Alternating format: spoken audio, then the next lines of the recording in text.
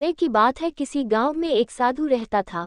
वह भगवान का बहुत बड़ा भक्त था और निरंतर एक पेड़ के नीचे बैठकर तपस्या किया करता था। उसका भगवान पर अटूट विश्वास था और गांव वाले भी उसकी इज्जत करते थे।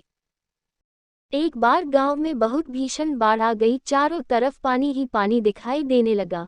सभी लोग अपनी जान बचाने के लिए ऊंचे स्थानों की तरफ बढ़ने लगे। जब लोगों ने देखा कि साधु महाराज अभी भी पेड़ के नीचे बैठे भगवान का नाम जप रहे हैं तो उन्हें ये जगह छोड़ने की सलाह दी। पर साधु ने कहा, तुम लोग अपनी जान बचाओ, मुझे तो मेरा भगवान बचाएगा।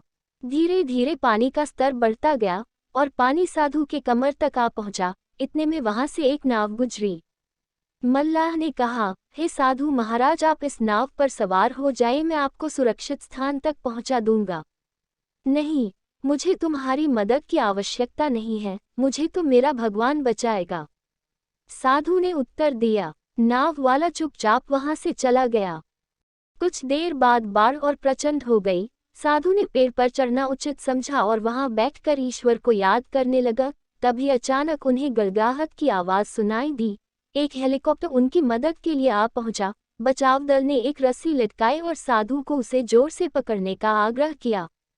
पर साधु फिर बोला, मैं इसे नहीं पकड़ूंगा, मुझे तो मेरा भगवान बचाएगा।